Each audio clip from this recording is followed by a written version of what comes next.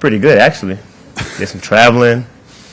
Did a lot, man. Got a couple new dogs. I got an arm sleeve on. What do you guys think about this? Yeah or nay? Yeah? Cool.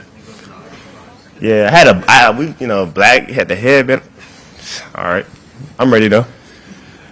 Tyrese, on this day, right here, we normally talk to you about, what did you work on in the summer and, kind of what was your focus going in. How much more difficult was that for you to figure out where to start when last year you guys never really got your feet under you? So anything you're facing is probably like, I don't even know how that applies moving forward. How difficult was it to figure that out, like what you were focused on this summer? I mean, I ain't going to say it was too difficult. I played a good amount of games to where I can kind of get like a baseline of what I wanted to get better at. And then I also watched a lot of games to kind of know, okay, I need to add that, I need to add that, I need to add that. So it was pretty easy. I think the biggest thing for me was I just got a lot of work in, honestly, just because of the long summer. But it was really great, man. Last summer, not this summer, but last summer, I didn't get to start working out until like after contract, so it was a little weird. That's my first time kind of really doing that.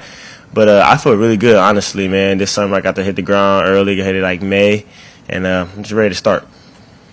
And we heard from Paul that basically the whole team has been here the last couple weeks, 2-3 weeks in the gym working together. How much time have you gotten to spend with VJ on the floor specifically? And I guess we've talked to you a little bit about how that might work, you two playing together, but what are your first impressions playing with him? Yeah, VJ's a special talent. I think one of his talents that a lot of players don't really use is like how hard he plays, like on both ends of the floor, whether that's offensive rebounding, defensive rebounding, guarding the ball, playing in transition. Those things are like little things that a lot of people don't do. So I think he's going to be really good at that. He likes to learn. He wants to get better. The sky's the limit for him. I actually spent a lot of time with him now that I'm thinking about it. Had a couple. What's up, man? How you doing, Drum? Did a couple workouts here, probably in I think August. Took them to like Disneyland in LA. That was fun. Then I came back here. He's the type of guy that he likes to work out. He likes to actually get in the gym and work. He's kind of like Jared. So I think those two are a good start to the culture that we're trying to build. Tyrese, we know Joe is Joe and Paul is Paul, but you're also obviously a team leader here, and you're continuing to grow in that role, especially vocally. And you just talked about all the different excursions that you did, in the gym, out the gym with some of the younger guys this year. What are you really trying to accomplish in terms of growth as a leader this year for the Sixers? I think the biggest thing that I'm trying to accomplish is we need a standard. Like, this is who we are every single day, no matter who plays, no matter who doesn't play. When you see Philadelphia 76ers, this is what you see. You're going to see that team every single night. Every single time you turn the TV on, every single time you step foot in whatever arena that we're playing in, this is the team that you're going to get. And this is the type of culture you're going to get. And they're going to do this thing. They're going to do a certain thing a certain way every single night. I think that's the biggest thing. And then just building a camaraderie and a brotherhood off the court, I think that's one of the biggest things that I've tried to do this summer. Justin was in Dallas a little bit, came to my house, you know what I'm saying? VJ, a couple guys are going to come to my house soon, you know what I'm saying? A couple out here. So it's just that's the kind of thing that I'm trying to build. If you have that friendship and that relationship off the court, I think when you get on the court, I've even started playing video games with the VJs, the Justins, and you know what I'm saying? So it's I think that's going to help us a lot. Tyrese, you mentioned Jared just now. First of all, the news about his thumb yesterday, I'm just curious what your reaction was to that and whether or not you've talked with him and generally your memory of playing with him last year. I know it was brief because you were both dealing with injuries, but what stood out to you about the time you shared with Jared in the backcourt? Right, yeah, I definitely talked to him. I feel for him, man. He's coming back from, I think, his knee meniscus injury. And he's worked his tail off to get where he is today. But the thing about Jared is he's a positive person. He works extremely hard, so he'll be back extremely soon. And I know he'll get 100% healthy. And like you said, the time that I played with him in the backcourt is great. I mean, Jared does a lot of things that a lot of teams really would like. You know what I'm saying? He shoots the ball well. He passes the ball pretty well. He competes on defense. He's going to do all those different things, and he's a great teammate. So we want him to get back healthy, and can't wait to have him back out there. Hey, what's going on, Reese? How are you? up? Obviously, you've known Joe better than anybody really like on this roster. I mean, obviously, we've seen videos and photos of him working out with you guys, things like that. What have you kind of seen from Joe and his just being able to work out with him a little bit recently? Like you said, Joe is Joe. I know Joe, and it's just good to see him able to move around and play basketball because at the end of the day, he loves doing it. He's extremely competitive, so I'm just happy for him. Yeah, barely. Your mic don't work. You got to get up and yell. Oh, yeah. So correct me if I'm wrong on this, but I think like last year it seemed like not knowing if Joel was in the lineup seemed to drain the guys, wearing you guys a little bit. Joel saying that he's feeling better this year, but he also, I think, used the word unpredictable. I guess my question is, what did you learn from last year? Can you guys succeed if there's some unpredictability with him, whether he's in the lineup or not? Or what did you learn from last year in terms of how to deal with that? That kind of goes back to what I said at the beginning. Like, we're trying to create an identity to where no matter who plays, whether I'm not playing, Joe's not playing, Jared's not playing, Paul's not playing, whoever, it doesn't matter. VJ, I can go down the whole list. The 76ers are going to play this way every single night. No matter who's out there, we're going to compete. We're going to play hard. We're going to play fast. That's what we're going to do.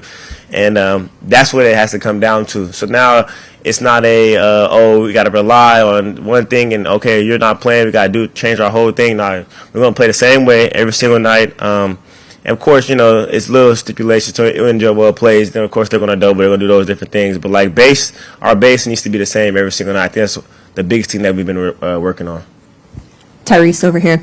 You were pretty candid last year about how the season sort of wore on you mentally at certain points. I guess maybe looking back on that experience now, like what did you learn from that to then make sure that that doesn't happen again just when the ebbs and flows of the season kind of arrive? I learned a lot. I changed a lot. I feel like the biggest thing that I've done just personally for myself is like I've started like really focusing in on like mental health for myself. Just as like I said, I've never lost in my career, so it was good for me to go through that and like also become like a better leader in that, and like leading the young guys and leading the team and just kind of keeping everybody positive. This year we definitely plan on being better, and we've been working our tails off to be better. I think for me, like I said, like it's gotten me into a point to where like I journal a little bit more, I read a little bit more. I've done like some different things this summer to like keep my mental health and keep my spirits in the correct place. So because my spirits have to be high for this team and for this organization and for my game as well. So I think that's what I'll do. Make sure I do this year, and we'll be better. Are you the one preaching that message about standard culture? I mean, you're kind of the veteran of the young group of guys, I guess you could say. I mean, is that coming from you? I think it's going to come from all of us, honestly. I mean, definitely I'll be one that's speaking up a lot more. I have just been a lot more vocal on things that I see and things that I want to try to help fix. And that's just not because I'm older. I think it's more because, like, I want to win. I think everybody here else wants to win. And I also want to be like, I want to do things the right way. You know what I mean? And I think when you do things the right way, you get rewarded. So that's what we're trying to implement. That's what we've been trying to do. And I think that it'll help us in the long run. Speaking of winning, you guys, I mean, this time last year, we're asking you guys about contending for a title, and I don't think that's come up once yet. The East is wide open, but people are kind of looking at you guys as almost rebuilding. Do you think this team can win with or without Joel and Paul? And I think the biggest thing that this team and this organization needs to work on is ourselves. You know what I'm saying? We got to focus on ourselves and focus on getting better every single day. I know I said this so many times since I've been here. Y'all probably tired of me saying it, but it's a real thing, especially with the younger guys that we have. The Justins, the Bonas, the VJs, the Jared. Those guys have never played playoff basketball. So right now we're just trying to find ways to get better and better every single day. Make sure the culture's right. Make sure everything that we do is right, and make sure that we're all stepping in the right direction. If we're all stepping in the right direction, who knows what's possible? You know what I'm saying? So that's the biggest thing that we're trying to do. We've been working our tails off all summer. Guys been in the gym. Guys been in the lab. And then even this fall, I think guys been working really hard. So, hey, we got to go out there and play now. Tyrese, I know it's not going to be this way because Quentin's not here, Jared's down, but with the talent you guys have at guard, it seems like 3-guard lineups might be a thing that kind of happens more. I guess for you, how do you see that kind of playing out, and how do you personally try to kind of make sure it works with all, three guards being on the floor at times? I think the biggest thing is you got to be unselfish. You have to have an open mind. I'm going to give a shout-out to Coach Calipari just because I played in a lot of three-guard lineups in college. So coming from high school, I played on the ball. Then you get to college, and, it's three guys that can have the ball, who can push it at all times. That just really helps, especially when you have dynamic shooting, dynamic playmaking, guys who can play off the catch, play off closeouts, and guys who can attack the paint. When you can attack the paint and kick out to some of your teammates who can also attack the paint and kick out and make plays, it makes you more dangerous. Tyrese, is there a specific area of growth that you can have in your individual game this year? I mean, I know one of the goals of a player is to try to come back with something new every year. Is there something that you've identified, or is it just kind of all encompassing for you? Yeah, it's definitely a few things that I want to come back and be better at, but I just want to be better overall. You know what I'm saying, from the get-go, from the jump. I think towards the beginning of the season, I feel like I started slow last year. Like I said, I got a slow start to my summer working out. It's my first time really kind of going through that. This summer I started, hit the ground running like I normally do. I feel way better. Body feels better. Mind feels better. I just want to hit the ground running for my teammates and try to help them, kind of lead them along, and not just lead by my voice, but lead by my example on the court. That's the biggest thing that I want to try to get a fast start at. And I have some things in mind. I had some things in mind over the summer that I really worked on, and we'll see if they come to light. Tyrese, VJ is someone who's, for a lot of his basketball life, had the ball a lot, and now he's joining a roster with a lot of guys that are ahead of him in that pecking order, and it's sort of similar to the situation you entered into 6 years ago now. What advice would you... I know. Why did you have to do that? What advice would you have for VJ in terms of how he can, impact winning even if he doesn't have the ball as much, and how to assert himself, within the construct of an NBA team? Well, honestly, it's a different circumstance. If I'm being honest, I think when I got to the league and yes, I was used to having the ball in my hands, but I also knew I was going to have to play a certain role on the team. I think for him, one being drafted high like that, we're going to ask him probably to play on the ball or something too. You know what I mean? I just, exclusively my rookie year, I barely played on the ball. You know what I'm saying? I played with Ben, played with Joe, played with Shake, played with a lot of different guys. You know what I'm saying? George Hill was in there with me a lot. But we're going to ask him. It's going to be times where I'm in the game with VJ and he's going to be bringing the ball up. He's in the game with Jared. We all got to share the wealth, I feel like, and I think that makes us more dangerous. I think that would make us better, honestly, because it changes dynamics. You can attack from different angles. Now you got guys off the ball. You got me, Jared, him playing off closeouts. I think it would be better for us.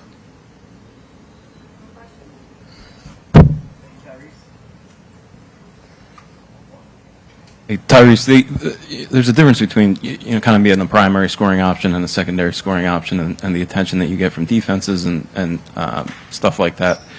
Was there anything you learned last year, kind of being in that position as much as you were, and is there anything you could do this offseason to kind of work on, playing in that role? Definitely. I think look, I'm going to explain to you just like this. When I got to late December, January, I feel like I kind of started really figuring out how to manipulate the game, manipulate defense. I think y'all can see that in my production. Now, I'm going to tell the jokes. Don't nobody laugh. My rookie year through my third year, I used to get so angry at Joel sometimes when he'd be getting double teamed, and I'm like, bro, I'm wide open. And he's like, bro, I can't see you. And then people started double teaming me, and people were like, bro, I'm open. I said, trust me, I really can't see you. So but no, it's definitely I got a lot of film on it, so I got a lot of time to work on it, and I do feel a lot more confident in it, and I think it'll work out well for us. How do you work on that in a workout situation? I have a lot of friends, a lot of good friends that I've been friends with in high school, and anytime that I go to Dallas when I'm in LA, sometimes they can help me out a little bit. They get free trips to LA so they can do some work.